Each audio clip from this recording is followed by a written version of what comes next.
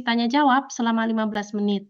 Kemudian, sesi yang terakhir yaitu sesi keempat itu adalah JLP di lab Reka dengan Bu Nurul dan selanjutnya JLP di lab Mikro dengan Bu Wulan. Kemudian ditutup dengan tanya jawab selama 15 menit. Begitu ya. Baik, untuk mempersingkat waktu karena Pak Bayu sudah ada di Zoom meeting ini, saya persilahkan kepada Pak Bayu untuk sesi materi desain penelitian. Silakan Bapak, waktu dan tempat dipersilahkan. Baik, terima kasih Bu Gali. Assalamualaikum warahmatullahi wabarakatuh. Terima kasih sebelumnya kami sampaikan kepada panitia JLP ya. Selamat siang teman-teman. Terima kasih sudah bertahan sejauh ini ya. Semangat, masih ada 2 hari ke depan. Ya ini salah satu syarat untuk teman-teman masuk ke lab ya. Jadi harus lulus JLP seperti itu. Semoga apa-apa yang telah disampaikan dan akan disampaikan jadi manfaat dan menjadi bekal teman-teman untuk penelitian nanti. Jadi saya diberikan waktu kurang lebih 40 menit untuk sharing ya teman-teman ya. Bagaimana tentang desain penelitian. Saya rasa teman-teman sudah mengambil mata kuliah rencana percobaan dan medlit itu sudah mengupas tuntas bagaimana kemudian teman-teman membuat proposal, menyiapkan rencana kerja dan sebagainya sehingga skripsi atau penelitian teman-teman bisa lebih sistematis dan lancar. Harapannya seperti itu. Jadi di sini saya hanya sedikit menambahkan saja ya atau meng-highlight hal-hal yang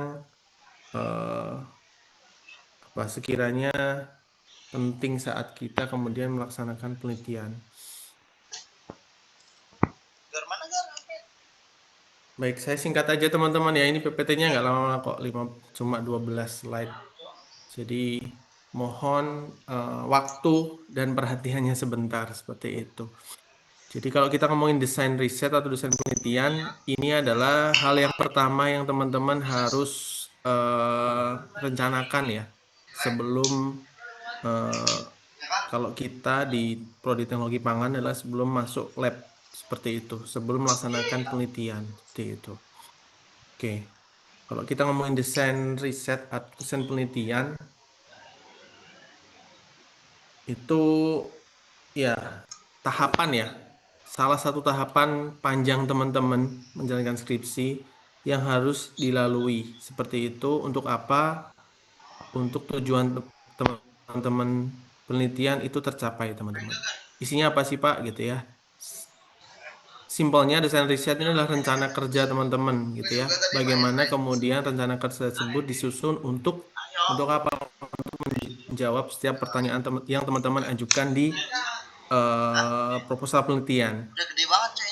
Kalau teman-teman masih ingat waktu membuat medlit ya, proposal penelitian itu ada rumusan masalah ya. Itu bentuknya pertanyaan seperti itu. Ya, betul tidak? Jadi bentuknya pasti tanda tanya di akhir seperti itu. Jadi itu pertanyaan yang teman-teman jawab dengan penelitian teman-teman. Nah, desain riset inilah yang nanti akan menuntun teman-teman untuk menjawab pertanyaan tersebut. Simpelnya seperti itu, teman-teman. Jadi,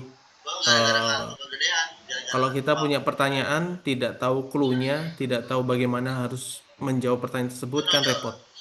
Nah, itulah guna desain penelitian atau desain riset ini. Ini adalah tools yang membantu teman-teman untuk menjawab pertanyaan yang ada di proposal penelitian teman-teman seperti itu. Secara simpelnya seperti itu. Gitu ya. Oke, saya mau tanya dulu nih, di sini ada siapa ya?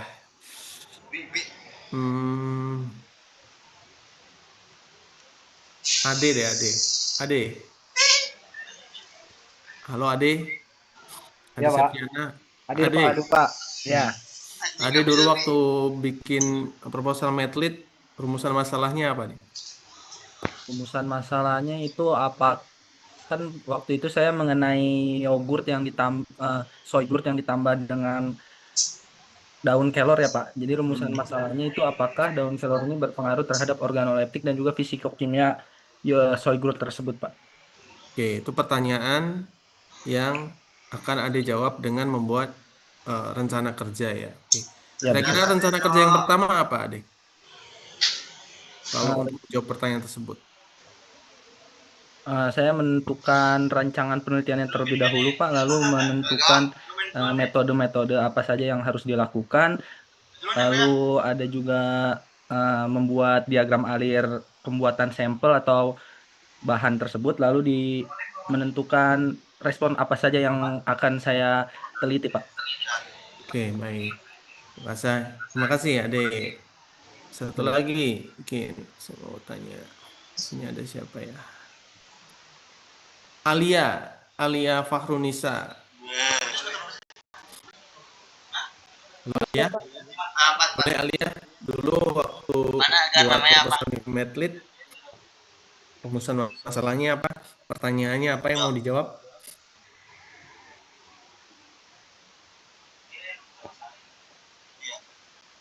Masih ingat? Lupa Bapak. Sudah lupa. Tentang apa dulu? Tentang Medlit. kakao Bapak. Kakao diapain? Dijadikan cookies. Oke, coba deh disusun pertanyaannya. Coba aja. Simpel aja.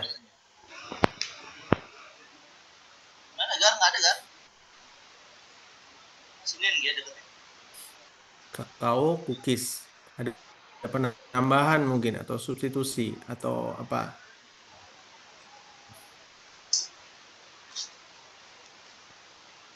Bagaimana? Apa? Pengaruh? Coba lihat. Pengaruh konsentrasi substitusi tepung dari biji kakao terhadap organoleptiknya Bapak.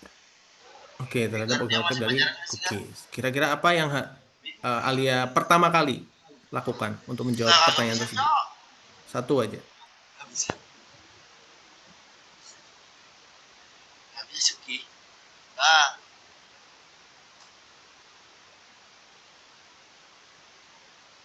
Apa Alia?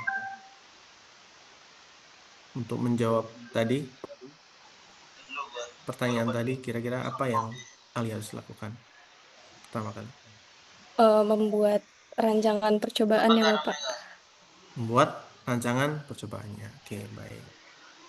Terima kasih ya Alia dan Adi tadi ya. Baik teman-teman, nanti di ini lagi ya, kalau lagi pelajari lagi tentang medlitnya itu ya, bagaimana teman-teman menyusun rencana kerja atau desain riset seperti itu. Baik teman-teman, jadi rencana kalau kita bilang atau kita apa namanya istilahkan rencana kerja, sebenarnya kerja itu kan kumpulan dari sebuah kegiatan gitu ya. Jadi kalau kita ngomongin desain penelitian berarti bagaimana rencana teman-teman yang pertama mengumpulkan gitu ya. Mengumpulkan data. Bagaimana cara mengumpulkan datanya? Bagaimana mengukur datanya, menganalisis datanya gitu ya. Nah, berdasarkan pertanyaan yang kemudian tadi teman-teman sampaikan seperti itu. Nah, dengan demikian kita bisa sampaikan bahwa desain riset itu adalah rencana atau strategi yang digunakan untuk meneliti gitu ya. Kalau dalam kasus teman-teman untuk melaksanakan penelitian teman-teman gitu ya. Yang pertama, bagaimana mengembangkan pertanyaan penelitiannya. Tadi ya, kalau kita punya satu faktor, dua faktor gitu, atau tiga faktor misal gitu, atau dua hal yang kemudian kita ingin intervensi pada suatu produk kita gitu, berarti kan pertanyaannya tidak cuma satu gitu ya, ada dua pertanyaan, tiga pertanyaan bahkan lebih seperti itu. Jadi itu kemudian memilih metode tadi sempat disampaikan, bagaimana metode yang cocok untuk menjawab pertanyaan ini. Apakah eksperimental, apakah survei, atau hal yang lain seperti itu. Kemudian teknik pengumpulan datanya nanti dipelajari ya setelah ini ya tentang teknik sampling seperti itu. Kemudian pemilihan analisis datanya seperti apa gitu ya. Analisisnya kita mau seperti apa? Apakah kita mau analisis kualitatif, kualitatif dan sebagainya itu harus apa namanya kita tentukan seperti itu. Oke, tujuan akhirnya adalah teman-teman kita akan memperoleh data yang lebih akurat, lebih relevan, dan bisa memastikan bahwa penelitian yang kita lakukan itu benar, gitu ya, dan efisien secara waktu, tenaga, biaya, seperti itu. Jadi teman-teman jangan menyepelekan desain penelitian ya. Eh, kita tidak mungkin jalan tanpa bantuan seperti itu ya. Orang misal apa namanya melakukan penelitian tanpa ada panduan, jangan sampai seperti itu. Bahkan misal kalau kita mau uji A, pasti ada metodenya seperti itu ya. Jadi ini penting untuk teman-teman pahami. Baik. Nah, tujuannya apa sih gitu ya? Eh, Tujuan utamanya tadi sudah disampaikan bahwa penelitian yang kita lakukan itu benar dan efisien sehingga data yang kita dapatkan itu akurat dan relevan, teman-teman ya. Nah, tujuan lain dari desain riset itu apa gitu? Yang pertama tadi mengembangkan pertanyaan penelitian yang jelas dan dapat dijawab dengan data empiris. Teman-teman di rumusan masalah gitu ya.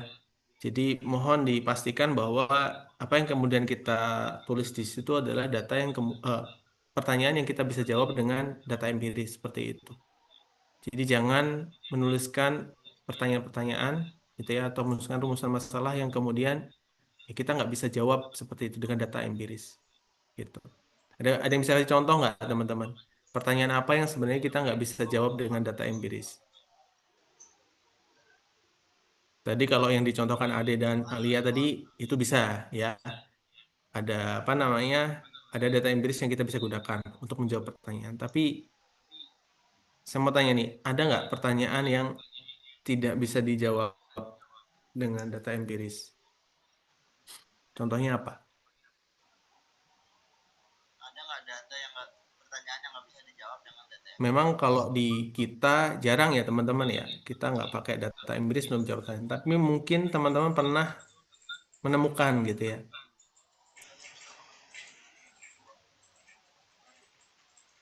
Apa kira-kira? Siapa ini? Agni Kisti Aulia. Agni, halo? Iya, Bapak. Agni. Agni di Madrid pertanyaannya apa? Masih ingat?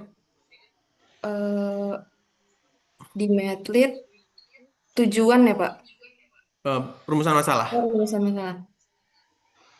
Rumusan masalahnya itu kalau saya kan tentang es krim dari sari buah mangga dengan variasi CMC ya, Pak. Hmm, Jadi rumusan masalah yang pertamanya itu, apakah variasi konsentrasi sari buah mangga berpengaruh terhadap karakteristik fisik dan organoleptik es krim susu? Kemudian yang kedua, oke, apakah satu variasi... aja. Nih, terima kasih. Oke, satu aja. Itu kita bisa jawab dengan melakukan penelitian, ada metodenya, ada analis datanya ya, sehingga kita dapat data empiris yang bisa menjawab pertanyaan tersebut. Tapi kalau saya misal aja nih, Agni, dari pertanyaan tadi, bisa nggak kita coba ubah untuk menjadi sesuatu yang kita nggak bisa jawab dengan data empiris?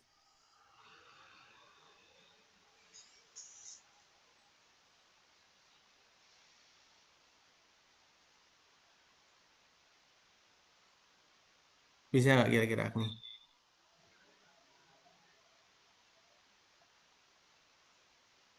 Pertanyaan, maksudnya pertanyaan tadi tidak Nggak dijawab bisa dengan kita data jawab gitu. dengan data, iya, nggak bisa kita apa namanya jawab dengan data yang kita peroleh dari eksperimen lah, dari survei dan sebagainya gitu ya. Kalau kalau rumusan masalah yang tadi Itu bisa bisa, dijawab pakai bisa data juga ya. dengan data empiris. Tapi kira-kira yang nggak bisa dijawab dengan data empiris yang seperti apa dari rumusan masalah tadi?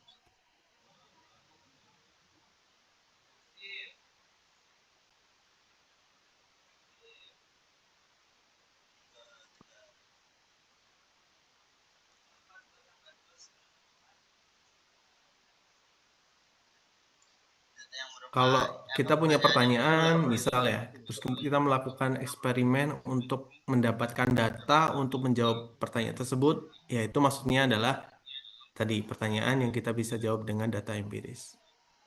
Tapi pertanyaan yang tidak bisa dijawab dengan data empiris adalah ya kita punya pertanyaan teman-teman, kemudian kita tidak bisa mendapatkan data untuk menjawab pertanyaan tersebut secara empiris ya, secara apa namanya, secara eksperimen seperti itu. Bisa nggak? Agak susah ya.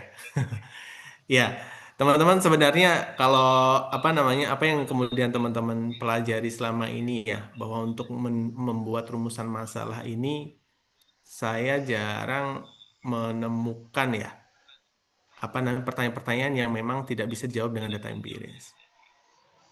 Eh, Hampir semuanya ya, ya mungkin salah penyusunan kata aja sih. Jadi bukan yang kemudian secara esensi itu pertanyaan yang tidak bisa dijawab dengan data empiris, tidak gitu ya. Jadi hampir semua yang teman-teman bikin di rumusan masalah ini hampir semua bisa dijawab dengan data empiris seperti itu. Jadi sudah terbiasa gitu ya dengan menyusun rumusan masalah sehingga teman-teman tidak akan terjebak ke dalam hal tersebut seperti itu.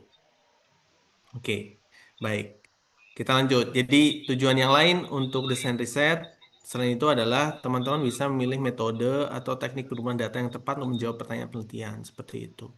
Jadi kalau kita punya pertanyaan pengaruh A terhadap produk B, misalnya seperti itu ya kita tahu metodenya, gitu ya. Pengaruh sifat fisikokimia berarti ada metode teknik pengulangan data untuk mendapatkan data-data sifat fisikokimia tadi seperti itu. Apakah kita eksperimen dan sebagainya, gitu ya. Kemudian menentukan sampel yang representatif dan meminimalkan bias dalam pengambilan. Ini juga tujuan lain dari adanya desain riset seperti itu. Jadi teman-teman tidak asal teman-teman ya untuk kemudian mengambil sampel gitu. Apakah sampelnya ada 1, 2, 3, dan 4? Ya ini harus dilihat dari populasinya seperti itu. Nanti mungkin akan lebih jelas di bagian teknik pengambilan sampel ya. Oke, kemudian menentukan analisis data yang tepat untuk menjawab pertanyaan penelitian seperti itu. Nah, kalau datanya misal kualitatif atau kuantitatif seperti itu yang kita butuhkan untuk menjawab pertanyaan penelitian tadi. Seperti itu. Oke. Baik, itu tujuan dari desain riset teman-teman. Ya intinya tadi ya, bahwa penelitian yang kita lakukan benar, efisien, kemudian menghasilkan data yang akurat dan relevan. Oke, baik. Nah, ini aspek-aspek desain riset teman-teman ya. Jadi ada pertanyaan penelitian. Simpelnya kalau kita lihat proposal ya, ada rumusan masalahnya teman-teman ya. Kemudian ada pemilihan sampel di metode di bab 3-nya. Teman-teman bagaimana cara memilih sampelnya itu dideskripsikan dengan baik di situ. Metode pengumpulan datanya seperti apa? Gitu ya. Prosedur pengukurannya seperti apa gitu ya. Apakah teman-teman pakai pengumpulan data secara eksperimen atau survei dan lain sebagainya. Seperti itu. Kemudian desain eksperimentalnya terakhir adalah analisis datanya. Nah, ini mohon teman-teman pahami betul gitu ya. Jadi dalam teman-teman menyusun desain riset, ya minimal ini harus ada teman-teman. Memang tidak dalam proposal itu tidak tertuang dalam satu subbab seperti itu ya teman-teman ya. Tetapi ini adalah ya misal pertanyaan penelitian itu ada di bab 1, pemilihan sampel ya ada bab 3, metode pengumpulan data bab 3. Jadi memang tersebar di tubuh proposal penelitian itu sendiri gitu ya. Tetapi itu yang kemudian menggambarkan desain riset teman-teman seperti itu. Oke. Kemudian, nah ini beberapa teori mengenai desain riset teman-teman. Jadi kaitannya dengan pemilihan sampel. Jadi sampel yang diambil itu harus mewakili populasinya gitu ya, atau representatif dari populasi yang akan diteliti gitu ya. Kenapa harus representatif? Nah, ini akan bisa meminimalkan bias. Kalau biasnya minim, berarti data kita lebih akurat dan bisa relevan gitu ya. Nanti mungkin kalau bagian pertama ini akan ada sesinya sendiri nanti yang lebih detail ya. Kemudian pengumpulan data, teman-teman mau pakai apa nih? Apa kuesioner, wawancara, observasi, atau eksperimen? Nah, disesuaikan dengan pertanyaan yang teman-teman mau jawab. Gitu ya. Oke, jadi penting teman-teman ya, jangan sampai pertanyaan yang harus dijawab dengan kuesioner, teman-teman lakukan dengan eksperimen misal, atau kebalikannya gitu. Ini harus dieksperimen, teman-teman hanya pakai survei biasa seperti itu. Jangan sampai seperti itu. Gitu ya. Oke, jadi metode yang kita harus gunakan metode yang tepat dan kemudian ya termasuk etika dalam pengumpulan datanya itu juga harus sesuai. Misal teman-teman pakai subjek manusia seperti itu. Kan ada etiknya juga, hewan juga ada etikalnya seperti itu. Itu harus benar-benar diperhatikan. Kemudian validitas dan reliabilitas. Nah, teman-teman sebenarnya simpelnya validitas reliabilitas ini kalau kita ngomongin validitas ini adalah sejauh mana data dapat dipercaya ya dan merepresentasikan fenomena yang diteliti. Gitu ya. Jadi itu datanya bisa dipercaya nggak gitu ya. Kalau data bisa dipercaya itu bisa dilihat dari apa teman-teman? Nilai apa teman-teman? Ada yang tahu nggak? Ini datanya bisa dipercaya nih gitu ya. Kita lihat dari mana? Valid. Selama ini teman-teman belajar statistik, rancop seperti itu. Kalau data valid itu dilihat dari mana? Izin jawab, Pak. R Silakan. kuadrat. Dari mana? R kuadrat, Pak. R kuadrat. Ini siapa ya? Maaf. Maaf, Zaidan, Pak. Oh, Hafid ya, Hafid. R kuadrat. R kuadrat itu apa, Hafid? Cuma ke signifikansi. R kuadrat itu apa, Hafid tadi?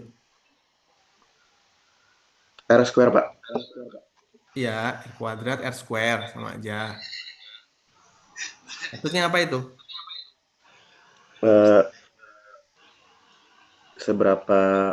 Menunjukkan seberapa terpercayanya data ini, jadi persebarannya seberapa normal itu. Semakin mendekati 1 itu artinya semakin data tersebut bahwasanya valid. Kalau R kuadratnya besar, artinya apa?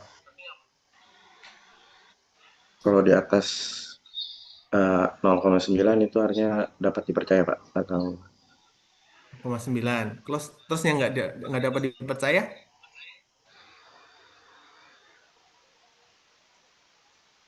di bawahnya, Pak. Di bawahnya. Oke. Yang lain mungkin ada yang mau menambahkan? Ya, value probability, Cok. Yang mungkin itu mah. Berarti data ini dapat dipercaya.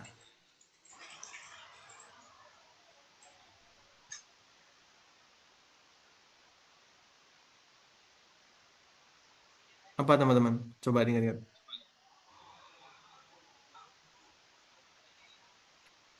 Ya, data dapat dipercaya itu dilihat dari mana. Validan kan? Nah, validan itu apa? Yang lain? Tunjuk ya. Ya, standar deviasi. Ini teman-teman udah pada makan siang kan ya? Deviasi juga sama aja. Siapa ya? Asma Ainun Nisa. Enggak Asma. Halo Asma. Iya, Pak. Iya Asma. Masih ingat nggak atau pernah baca nggak? Harusnya pernah sih. Data ini valid. Bisa dari p-value-nya kan, semisal nilainya itu di bawah 0,05, berarti hubungannya itu tuh bersifat signifikan. Hubungannya bersifat signifikan. Berarti valid kalau signifikan. Berarti tidak signifikan, tidak valid gitu. Kalau silakan. Korelasinya berarti korelasi variabel tersebut tuh, iya Pak, signifikan tuh maksudnya valid. Kalau signifikan valid, tidak signifikan tidak valid gitu. Oke, baik. Terima kasih Asma. Yang lain? Kalau kejawab, saya beri hadiah teman-teman. Boleh ya Bu Gali ya? Dari panitia. Boleh Bapak. Loh, tapi dari siapa Pak? Silakan Fandi. Dari standar deviasinya bukan, Pak? Kok tanya balik? Saya tanya, kamu tanya balik. Oh, iya. Oke, Pak. Maaf, Pak. Loh, gimana Fandi? dari itu Pak, Fandi, kalau menurut saya dari standar deviasinya, Pak. Standar deviasinya. Dari standar deviasinya, Pak. Kalau standar deviasinya kecil, valid. Kalau standar deviasinya kecil berarti dia valid karena selisih antara ulangan 1, ulangan 2 atau dari Simplo Duplonya tuh nggak begitu jauh, Pak. Jadi lumayan akurat pengujiannya. Nah, terima kasih Fandi. Ini kamu menjawab yang reliabilitas ya. Coba baca. Reliabilitas adalah sejauh mana hasil yang sama dapat dihasilkan kembali dalam kondisi yang sama. Ya kan? Kalau kita ukur sekarang 10, besok 10, besoknya 10, itu kita sebutnya reliabilitas ya. Nah, dilihat dari mana? Dilihat dari standar deviasinya. Kalau 10, 11, 12 dibandingkan 10, 10, 10, berarti kan standar deviasinya lebih kecil ya. 10, 10, 10 tadi ya. Nah, itu reliabilitas. Itu tadi yang Fandi sampaikan contoh untuk reliabilitas. Kalau yang validitas, gimana Fandi?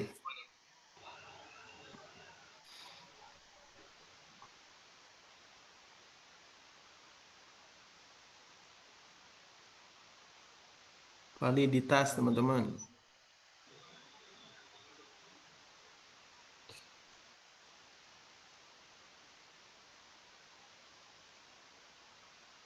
Ada yang lain? Oke, boleh hadiah. Nanti hadiahnya dari saya. Teman-teman, ini statistik sederhana ya. Sebelum kita ngomongin apa namanya desain riset, kita belum ngomongin proposal, gitu ya. Rancok ini statistik sederhana nih. Bagaimana kita sudah mengukur nih? Kita mengukur nih teman-teman ya. Ukur something apa? Misal nih apa? Kita punya cookies gitu ya. Kita ukur apanya?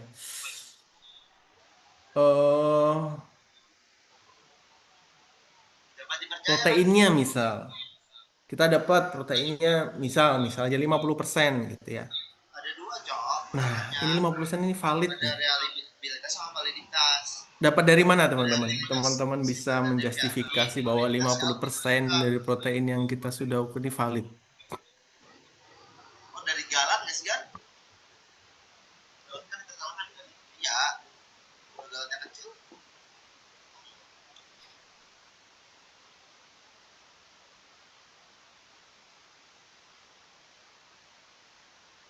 Nggak jawab ya?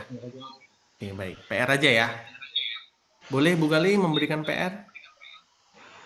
Boleh Bapak. Besok Boleh ya. ditagihnya gimana Pak? Saat Hah? ditagihnya bagaimana? Ini maksud saya teman-teman, ini teman-teman udah di akhir gitu, di semester 7 gitu. Ini simpel banget sebenarnya. Tapi teman-teman mungkin harus buka buku lagi ya, catatan lagi ya. Boleh saya berikan waktu.